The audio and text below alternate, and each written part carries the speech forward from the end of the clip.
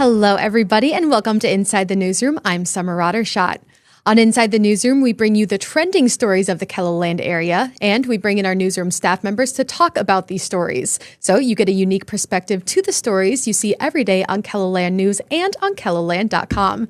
Now, I hope everybody had a good Monday. I know Mondays are always the hardest day of the week, so if you made it through Monday, you already deserve brownie points. But if Monday was a little bit harder for you, I have a nice story that hopefully will pick you up today. So we're going to go down to the Dalrymple Village, which is a retirement home here in Sioux Falls for the elderly. But for the last week, it's been hosting some young visitors. Dawn Jorgensen takes us to the nest. At Dalrymple Village, workers always want to make sure their ducks are in a row, especially when it comes to these guys. Yeah, they fly in and she puts a nest in there, and then pretty soon she's sitting on the eggs where everybody's watching them a little bit. A mother duck and her 5 ducklings have been here in the courtyard of Dalrymple Village for a week. Now this one's really late this year, so normally we get them out in the spring, but she hung in there pretty late. They even put the bill to take care of them. We do supply a little water and feed for them. But it was time to escort them out the building and herd them down the sidewalk and across the street to get them to a nearby body of water, Colville Lake. I think it's great, and apparently it's been quite a tradition for several years.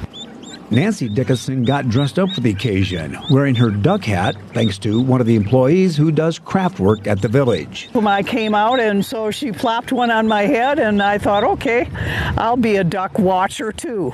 So they all gathered and watched the mother duck lead the way. She jumps in first. But for the ducklings, the approach is a little clumsy. But one by one, they stick the landing. And as they swim off together, surprisingly, the residents say they won't miss them. No, this is where they belong. And this is their new home. A home where a mother duck will now raise her 5 little ducklings. Bye-bye, ducks. Those ducks are so cute. Now, if you ever see me on the morning show, because I anchor the morning show with Travis Fossing, they probably get sick about how much I love these baby animals, but I kid you not, I saw that story this morning and I'm like, I think that'd be one of my top 5 all-time favorite stories of all time, because little ducks, they were just waddling around. They were absolutely precious.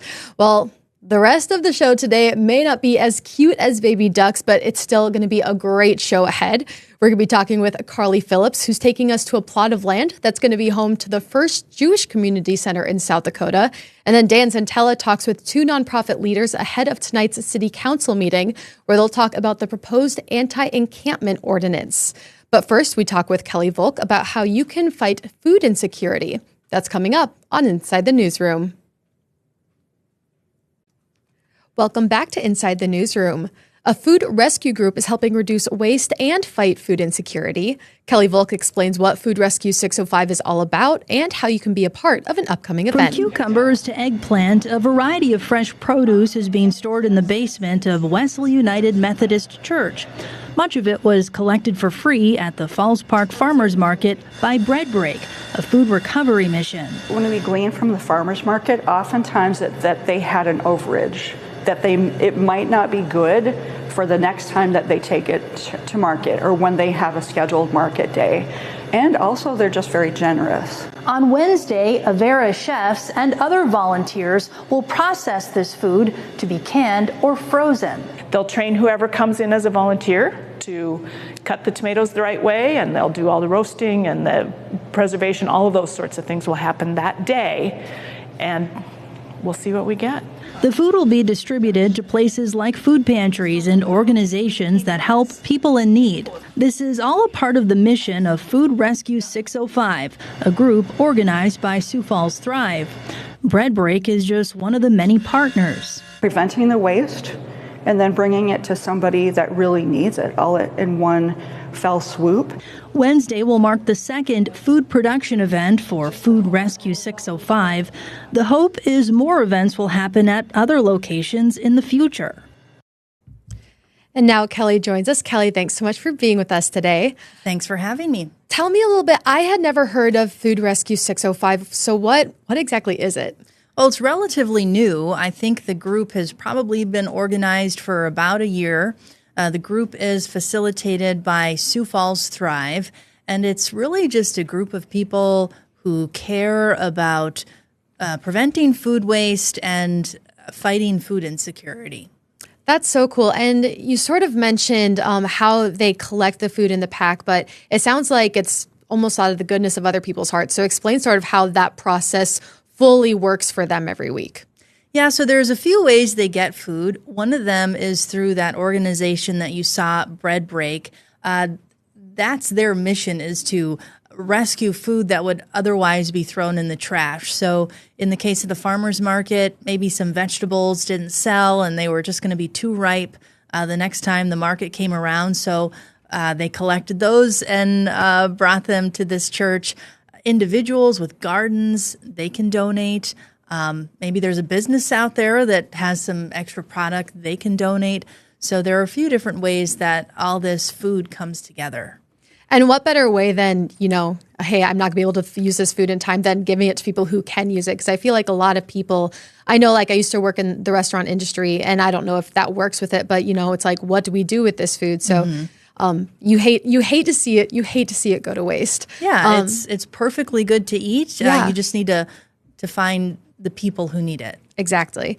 And so there was a lot of vegetables, obviously, that we're seeing right now. They're going to have this canning event, correct? Or tell me a little bit about what's going on. And is that Wednesday tomorrow? Yes, Wednesday tomorrow morning. They mostly have vegetables that you saw. There are a few apples in there as well. So it's a little undetermined what food they're going to make. So these chefs are going to come in tomorrow and, look at what they have and go from there. Based on the fact that there are a lot of vegetables, maybe they could make some pickles. Maybe they could make some salsa. Maybe some vegetable soup. I heard talk of the apples being turned into applesauce. So they're going to have to be creative, but this is all shelf-stable stuff. You can can it, or in some cases, maybe they'll freeze it, and it can be used at a later time. Sure. You're making me hungry talking about all this. I'm like, I would like all of those things. Maybe, fresh garden produce. Exactly. It's not to love. And made by like chefs who they do, because you make your own applesauce and you're like, it's not as good, but like people who know what they're doing, that's a totally different story. Perfect. Exactly. For the organizers, how do they see this helping the community? Or I guess, what is their drive to continue to do something like this? Well, there are two different main points. One is the food waste. The reality is we waste a lot of food, and that's a shame to waste food. So let's save the food. Let's not let it go to waste. Don't let it go to the landfill. And then let's put this food to good use. There are a lot of people in the community who could use it, a lot of people who maybe struggle with hunger. So it's kind of, addressing two problems at once. I love it. Well, Kelly, is there anything else that you want viewers to know about your story and about Food Rescue 605? Well, again, if someone has some vegetables, they can drop them off tonight from 4 to 6 at Wesley United Methodist Church in Sioux Falls. There's a blue door on the north side of the building. You can drop it off there. Or tomorrow morning, you can take some vegetables. I believe they are going to open the doors at about 8:30. So if you have some extra tomatoes or cucumbers, you know where to take them. So check your gardens tonight. Yes. You got it. Awesome. Thank you so much, Kelly. You're welcome. Well, coming up, we'll learn more about the first Jewish community center that's coming to South Dakota. That's ahead on Inside the Newsroom. Welcome back to Inside the Newsroom.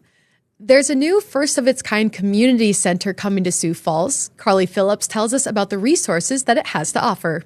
It's mostly grass and dirt at the Sioux Falls site, at least for now. It's very exciting. It's very exciting. Soon, all this dirt will be turned into the Chabad Jewish Community Center, the first of its kind in South Dakota. The facility will be a place for synagogue, social gatherings, and learning.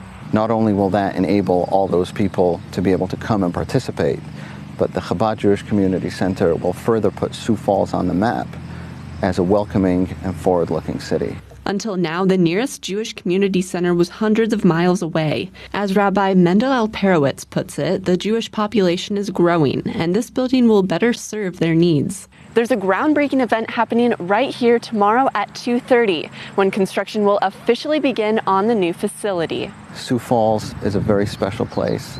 We're honored to be part of its story and to contribute to its future. Anyone is welcome to the community center once it's complete.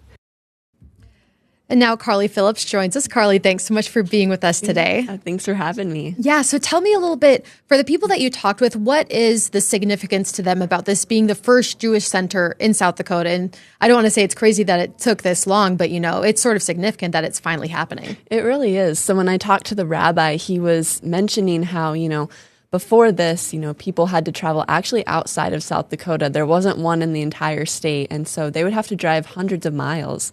And so I think being able to have a place where the Jewish community can come, in Sioux Falls, that's going to definitely be a big thing for them. Yeah, did they end up saying where they had to travel for this, or just that it was hundreds of miles away? I don't want to travel hundreds of miles on any given day at all. But yeah, they didn't specifically say, but hundreds of miles away is a pretty long way to go. That's a pretty long trek. Tell me what different things, because they said, I think they wanted to obviously, because they're growing, they needed a center like this. What different types of things will they offer for people to do at the center? Well, I think really it's in its name. It's going to be a community center. So they're going to, it's going to be a place where social gatherings, you can go and just, get to know other people who maybe have the same religious beliefs as one another, but then also for synagogue, and then they're going to have a learning center for younger kids that will eventually be a part of that too. So kind of a lot of different moving parts, but I think it's going to be really unique once it's all said and done. Yeah, and I know you mentioned that we don't necessarily know the specifics of it yet, but they also want to open that up to people that aren't necessarily of the Jewish faith in some sort of capacity in the future, right? Right. Everyone is going to be welcome once it's open, and regardless of your experience with the Jewish community or that religion, anyone and everyone is welcome, which sounds like a really great opportunity for people to go out to it. Yeah. Do they have any sort of timeline on how long they expect this to take yet? I think that's still kind of, once they kind of get things going, they said they'll kind of figure it out as they go. But there is a groundbreaking this afternoon, Tuesday afternoon in Sioux Falls, and then construction will officially get underway today. So that is so exciting. The construction's happening today. I love it. Is there anything else that you think people should know about your story or know ahead of the groundbreaking? Well, the actual building itself is going to be in southern Sioux Falls, kind of in central southern Sioux Falls, on West 85th Street, just a couple blocks from the Walmart down in that area. So definitely, if you are bored and want to go check out the site and see what it's going to be turned into, you can definitely do that too. Amazing. I love it. Thank you so much, Carly.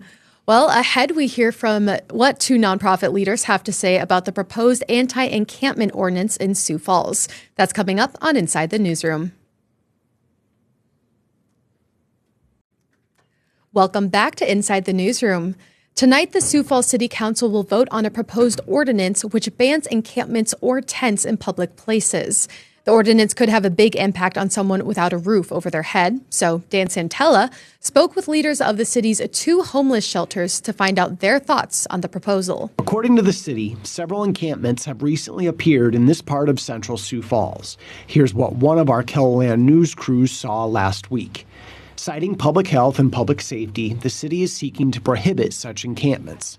Madeline Shields, executive director of the Bishop Dudley Hospitality House, says the proposed ban wouldn't have a huge impact on her shelter. It doesn't really have any bearing on our mission. Our mission is to provide temporary emergency shelter for people who have nowhere to stay. We're not a long-term facility. While the Bishop Dudley Hospitality House can provide a roof, it is not a clinic or a solution to any and all issues for everyone. We need people to get in, meet with a case manager, figure out what their barriers are, and then we hand those folks off to another agency that can provide better services than we can. We're really good at sheltering people, but we're not a healthcare facility. We are not a treatment facility. Eric Weber, CEO of the Union Gospel Mission located nearby, does appreciate part of the proposal, but he's asking about what's next. I love that they're trying to make it better. Absolutely. Encampments need to be better. Litter, all that stuff needs to get cleaned up. But my question is how we're going to support their needs because they are citizens of this community. Someone living in a makeshift encampment might not want to stay at the Union Gospel Mission or Bishop Dudley Hospitality House. They could also be suffering from acute mental illness or even be banned from staying at a shelter because of their behavior. As far as possible solutions, Weber floats the idea of churches stepping in to help house individuals. I wouldn't say another shelter's needed. I think more education's needed. Educate the churches and people to help people. Now Dan Santella joins us. Dan, thanks for being with us today. Of course. So tell me a little bit about, because you talked to both Eric Weber and Madeline Shields, what were their reactions to this proposed ordinance? A little different in that, as you heard from the story, Madeline was like, well, I don't really see how this impacts us that directly, you know. Sure. And I even pressed her a little bit further on in the interview, asked if she would weigh in on whether she favors the ordinance, just as, you know, someone who's a part of this community, and she really kind of didn't want to weigh in on it, on the merits of it, negative or positively. And then Eric, you know, he sort of had two different parts to his reaction. One, yes, I believe in less litter would be good and beautifying our public spaces, but he was saying, you know, what comes next, right? If people aren't able to live where they previously were in encampments, where are they going to live then? Where might they receive services? And so they had different answers, and I zeroed in on them because the city of Sioux Falls, not the city of Sioux Falls, Sioux Falls has two shelters that cater to people battling homelessness. Bishop Dudley Hospitality House and Union Gospel Mission. St. Francis House is a little different. It offers transitional housing, right? So since they're leaders of the two shelters, working with people who battle homelessness, I wanted to focus on them for this story. Yeah, no, that makes total sense. And Eric, and I know people they might look at this story and be like, oh, Eric agreed with it. But the only part he necessarily, and correct me if I'm wrong, agreed with was just the fact that they're addressing the situation, correct? Yeah, and I think looking more at the litter from what I gathered, yes. But you're absolutely right. I mean, I would not characterize Eric's reaction as agreement. You know, he was asking questions. You know, what's next? What follows? Yeah, and I think all of us are wondering that. Yeah, we'll see. I mean, that's a good. I mean, the second vote is tonight. The second reading. It passed 6-1 after first reading. A big question. It's not entirely clear what the answer is. What does enforcement look like? Right. Sure. So let's say it passes tonight. It becomes ordinance of the city of Sioux Falls. So then how do law enforcement and different people enforce it? To what degree is it enforced? Is it immediately got to go right now? It doesn't seem like that's necessarily the case. Talking with Michelle Treasure, the city's homelessness services coordinator last week, she was saying how it's not going to be a policy of we're just going to take all your stuff and you got to go now and we're bulldozing and leave. That doesn't seem like what the city is going to do. But in practice, how this could work will be interesting. Sure. And I heard Eric comment on it. I don't know if Madeline did, but just sort of what are some things that they thought that would be better help or like another way to, in theory, go about this? Or what did they think would help? Well, Eric, I mean, he brought up more, I have questions about what comes next. And Madeline didn't really speak to that. So since Eric's saying, you know, what comes next? How are we going to help these people? Where are they going to go if they can't be in encampments? So then I thought the logical follow-up question to that was, well, what would you like to see happen as a possible solution? And he brought up churches helping house individuals. And that was something he had brought up. And so that was his thought on that. As we're seeing it in the national news as well, these challenges of how to help people and work with people who might want to be in an encampment, who might be battling homelessness. These are challenges all over the country, all over the world that local and state and national governments face. And Sioux Falls is facing it right now too, Yeah, we're not immune to it under any means.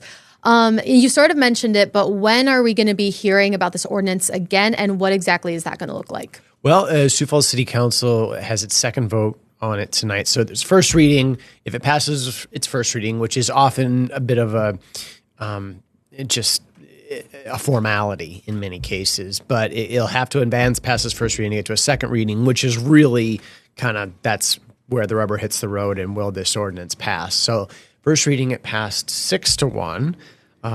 Councilor Basie was the one vote against. And so now tonight at the 6 o'clock city council meeting, councilors will hear about it again, likely hear plenty of comment from the public, and then they'll vote on it. And if it gets more than half, or if it were to get 4-4, and then the mayor would break the tie. But if it gets that, then this becomes ordinance. And I'm not entirely certain about how many days it would take for it to go into effect, but not terribly far into the future. Well, Dan, is there anything else you think people should know ahead of tonight, or anything else that you learned from Eric or Madeline?